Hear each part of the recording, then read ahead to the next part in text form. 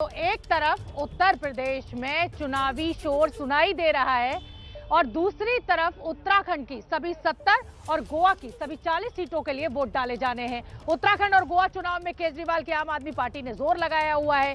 केजरीवाल जनता से एक मौका मांग रहे हैं। 10 मार्च के नतीजे बताएंगे कि केजरीवाल की जनता ने कितनी सुनी। इस तरीके से चुनाव अब नज़दीक आ गया है। काफ़ी दिन आप उत्तराखंड भी रहे, गोवा भी घूमते रहे। क्या लग रहा है आपको कि कितनी सीटें आ रही है? आप वो वाली बात मत कीजिएगा कि 60 पार 70 सीटें आ जाएंगी। आपको क्या सही आंकलन लगता है? आपके चैनल के ज़रिए मैं दोनों राज्यों के लोगों को अपील करना चाहूँगा। उत्तराखंड के लोगों ने 10 साल बीजेपी को दिए, 10 साल कांग्रेस को दिए। आज उत्तराखंड की जो बुरी हालत है वो इन दोनों पार्टियों की वजह से है। दोनों पार्टियों ने मिलकर लूटा है। अगर और 5 साल उत्तराखंड के लोग इनमें से किसी भी पार्टी को देंगे तो कुछ नहीं बदलने वाला, वो लूट जारी रहेगी। इस बार एक नई पार्टी है, ईमानदार पार्टी है, अच्छी पार्टी है, जिसने दिल्ली में अच्छा काम करके दिखाया। दिल्ली में स्कूल ठीक कर दिए, हॉस्पिटल ठीक कर दिए, लोगों को दवाइयाँ फ्री में मिल रही हैं, शिक्षा अच्छी मिल रही है, बिजली 24 घंटे आने लगी है। एक मौका इस बार आम आदमी पार्टी को देके देखिए। पूर्ण बहुमत की सरकार आप बनाइए आम आदमी पार्टी की। 5 साल के बाद मैं आपको यकीन दिलाता हूँ कि आप बाकी सारी पार्टियों को भूल जाएंगे। उत्तराखंड में आप देखें तो इन दोनों पार्टियों के पास कोई एजेंडा नहीं है। हम जा रहे हैं एजेंडा के साथ। उसी तरह से गोवा के अंदर गोवा के लोगों ने 27 साल कांग्रेस को दिए, 15 साल बीजेपी को दिए, कम नहीं होते। दोनों ने मिलकर लूटा। आज गोवा की जो हालत है उसके लिए दोनों पार्टियां जिम्मेदार हैं। और इनको 5 साल दोगे कुछ नहीं बदलने वाला। एक मौका पूर्ण बहुमत आम आदमी पार्टी को दे दीजिए और फिर देखिए गोवा के अंदर हम क्या कमाल करके दिखाते हैं। सर, बात गोवा की हो रही है, उत्तराखंड की भी हो रही है। तो उत्तराखंड में बीजेपी लगातार ये कह रही है, कांग्रेस भी यही कह रही है कि आप सिर्फ चुनाव के टाइम पे आते हैं, उसके बाद आप नज़र नहीं आएंगे। फ्री की राजनीति आपने शुरू कर दी है, नुकसान सबको झेलना पड़ेगा। आपका क्या कहना है? तो 2 क्वेश्चन है। एक तो जो कहते हैं कि हम चुनाव के टाइम पे आते हैं। मैं तो दिल्ली का मुख्यमंत्री हूँ, दिल्ली में काम करता हूँ। हमारे सीएम कैंडिडेट अजय कोटियाल जी, वो तो वहीं पैदा हुए, वहीं बड़े हुए, फौज में भर्ती हुए। रिटायर होने के बाद अजय कोटियाल जी ने अपने पैसे से 10,000 बच्चों को ट्रेनिंग दी और उनको फौज में भर्ती कराया। सोचो, वो शख्स जिसके पास कोई पावर नहीं थी, अगर उसने 10,000 बच्चों को भर्ती कराया, फौज में नौकरी दिलाई, तो अगर उनको सीएम बना दिया लोगों ने तो 10 लाख बच्चों को नौकरी दिलवा देंगे वो। और दूसरा, आपने कहा फ्री की राजनीति। अगर मैं अच्छे स्कूल बनाता हूँ और उन स्कूलों में अच्छी शिक्षा मिल रही है, शानदार शिक्षा मिल रही है, गरीबों के बच्चों को फ्री में शिक्षा मिल रही है, आप बताओ इससे बड़ा राष्ट्र निर्माण का कोई काम हो सकता है? अगर मैं अच्छे अस्पताल बनाता हूँ, शानदार अस्पताल बनाता हूँ, सरकारी हॉस्पिटल्स में फ्री में दवाइयाँ मिलती है, फ्री में टेस्ट होते हैं, फ्री में इलाज होता है, फ्री में ऑपरेशन होते हैं गरीबों के, इससे बड़ा धर्म का काम क्या हो सकता है? इनको भी करना चाहिए। दूसरी पार्टी वाले क्यों नहीं करते ये? गोवा की बात कर लेते हैं सर।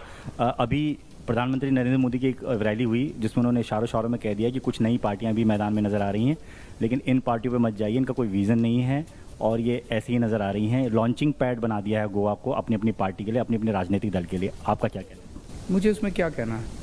वो जिस तरह से आज अगर आप पूछें गोवा के लोगों से कि पिछले 5 साल में बीजेपी ने क्या किया, तो लोग कहते हैं जी उन्होंने एक तो जॉब स्कैम किया, एक लेबर स्कैम किया, एक कचरा स्कैम किया, एक पावर स्कैम किया, एक वेंटिलेटर स्कैम किया, एक ऑक्सीजन स्कैम किया, और भी बहुत सारे स्कैम हैं।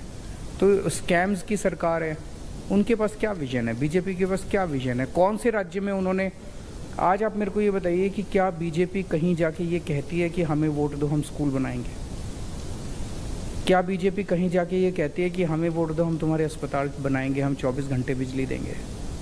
क्या कांग्रेस कहीं जाके ये कहती है? नहीं कहते। हमारी पार्टी अकेली है जो जनता के मुद्दों की बात कर रही है और काम करके दिखा रही है। काम किया हम लोगों ने। गोवा में तो सर आप प्रत्याशियों से एफिडेविट तक साइन करवा रहे हैं। क्या रीज़न है कि पंजाब में कुछ विधायक छोड़ के गए, आपके मन में ये कि कोई छोड़ के नहीं चले जाए? गोवा में आपने पहले ऐसे देखा, आपको लगता है कि कोई जीतने के बाद छोड़ के ना चले जाए, उसका फ़र्क पड़े? नहीं, हम अपने लिए नहीं करा रहे। गोवा के लोगों ने जिस किस्म की राजनीति की देखी है, गोवा के लोगों को कॉन्फिडेंस देने के लिए करा। हम अपने लिए कराते तो पब्लिक थोड़ी करते, फिर तो मैं एफिडेविट लेके घर में अपने रख लेता। हम गोवा के लोग पूछते हैं भाई क्या गारंटी आप वाले नहीं जाएंगे, तो हमने कहा लो एफिडेविट की कॉपी लो, अगर कोई चला जाए तो इस पर केस कर देना। तो जनता को कॉन्फिडेंस देने के लिए हमने ये एक्सरसाइज की है। हमारे वाले छोड़ के नहीं जाएंगे, इस बात की इतनी गारंटी है कि भाई अभी तक नहीं छोड़ के गए। दिल्ली में बीजेपी ने बहुत कोशिश की, आपको याद होगा पहली बार 28 आए थे हमारे, उस टाइम तोड़ने की बहुत कोशिश की, बाद में भी बहुत कोशिश की, हमारे वाले नहीं टूटे।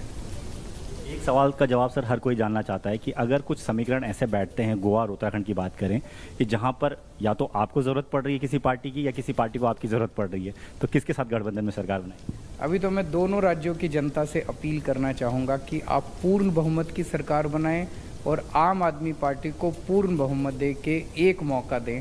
आप सारी पार्टियों को भूल जाएंगे 5 साल में। आखिरी सवाल, आपका आंकलन क्या कह रहा है, गोवा और उत्तराखंड को लेकर खास तौर पर कितनी सीटें?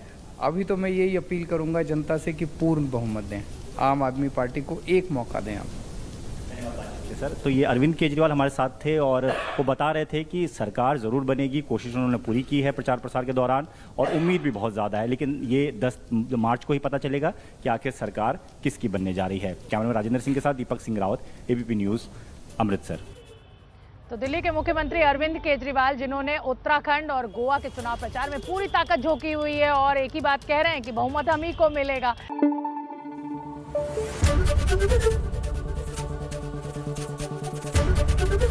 एबीपी न्यूज़ आपको रखे आगे।